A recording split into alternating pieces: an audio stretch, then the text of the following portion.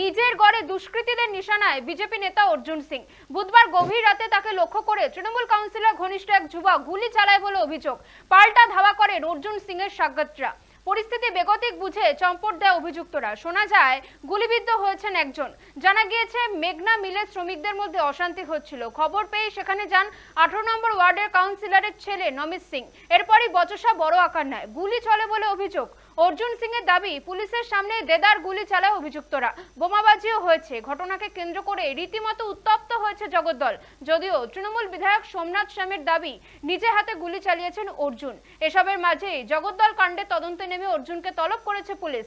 তলবের কথা স্বীকারও করে নিয়েছেন অর্জুন সিং নিজেই। অর্জুন বলেছেন, এলাকায় অনেক সিসিটিভি ফুটেজ আছে, সেগুলি খতিয়ে দেখুক পুলিশ, তাহলেই বোঝা যাবে কে গুলি চালিয়েছে। অর্জুনের বাড়ির সামনে তাকে লক্ষ্য করে গুলি চলে বলে অভিযোগ। ঘটনায় একজন গুলিবিদ্ধ, সে হাসপাতালে চিকিৎসাধীন।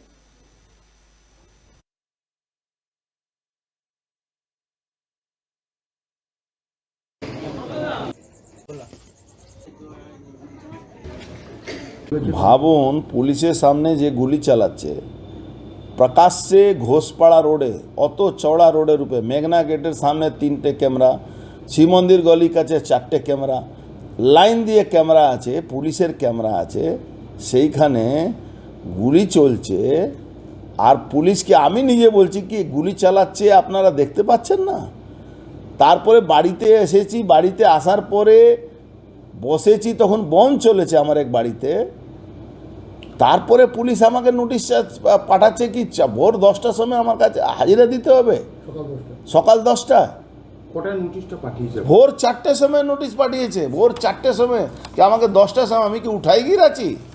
যখন ও ডাকবে তখন আমাকে যেতে হবে।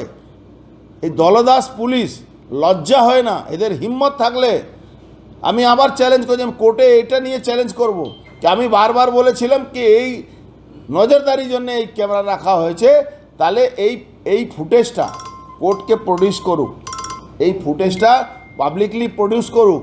আমাকে ডাকতে হবে না, আমি সরাসরি গিয়ে গ্রেপ্তারি বরণ করে নেব। এই কালকে যে গুলি চলেছে সেই ফুটেজে গুলি কে চালিয়েছে, কে গুলি চালিয়েছে আমি এটাই জানতে চাইছি। এটা তো গুলি চালিয়েছে, সে তো পুলিশের সামনে গুলি চলেছে। সেকশন তো কিছু বাকি নেই, সেকশন কিছু বাকি নেই, শুধু এক্সপ্লোসিভ সেকশন নেই। যেন এক্সপ্লোসিভ সেকশন দিলে এনআইএ চলে আসবে, এই জন্য এক্সপ্লোসিভ সেকশন দেয়নি। অসম্ভব, এটা যাওয়ার ব্যাপার আছে নাকি? আমি কি রাস্তায় পাকেট মারাছি কি আমাকে যেতে হবে? এ ডাকলেই পুলিশের সামনেই তো বোমাবাজি হচ্ছে, পুলিশের সামনে দোকান ভাঙচুর হয়েছে, বিজেপি কর্মীগুলোকে দোকান ভাঙচুর করেছে। এর আগেও তো নমিত সিং ছিল, এই ঘটনা ভাঙচুর হয়েছিল 4 অক্টোবরে এরকমই একটা হামলা এই নমিত সিং ভোর 6টা, 7:30, 7টার সময় করেছিল। তখন প্রকাশ্যে ওপেন পিস্তল নিয়ে গুলি, এটা সিসিটিভি ফুটেজ এসেছিল। তারপরে এই নির্লজ্জ পুলিশ, এরা ল অ্যান্ড অর্ডার নয়, এরা জেনে শুনে এলাকাকে ডিস্টার্ব করে এখানে অশান্তি করানোর চেষ্টা করছে। নমিত সিং হলো বলির পাঠা, বলির পাঠা। ওকে সামনে করছে বারবার, জানে কোনোদিন পাবলিক লিঞ্চিং করে ওকে মেরে ফেলবে। এরাই চায় যে রাস্তায় চলছে তো পাবলিক লিঞ্চিং করে মারবে।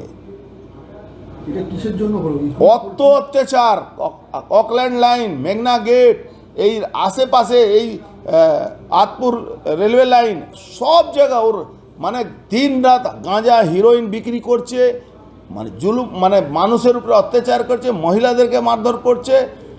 ওর বাড়ি থেকে বম পিস্তল রিকভারি করা হয়েছে, তার সত্ত্বেও এই পুলিশ ওকে মাথায় হাত দিয়ে রেখেছে। দেখুন সামনে ঈদ আছে, তারপরে রামনবমী আছে, পুরো এলাকাটাকে ডিস্টার্ব করাবার জন্য এইগুলো সব করা হচ্ছে।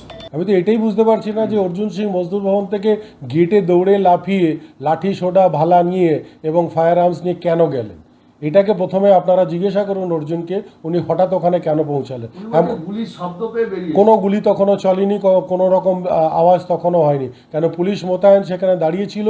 পুলিশ তাদের রেস্কিউ করে মিলের ভিতর থেকে আনতে গেছিল।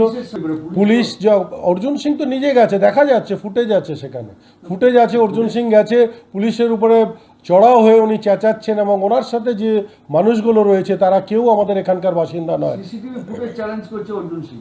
আমরাও সিসিটিভি ফুটেজ চ্যালেঞ্জ করছি, সামনে এসে যাবে, অলরেডি এসে গেছে, উনি বুঝতে পারবেন যে কি আছে।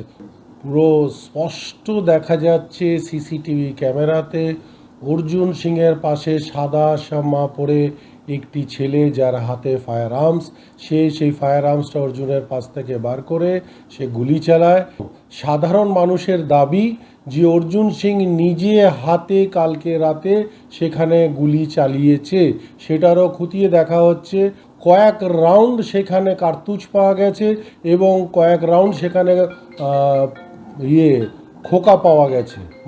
যে এই গুন্ডাগর্দি আর আমরা ব্যারাকপুর লোকসভার অন্তর্গত বরদাস্ত করব না। অবিলম্বে অর্জুন সিংকে গ্রেফতার করতে হবে, না হলে আমরা বৃহত্তম আন্দোলনে যাব।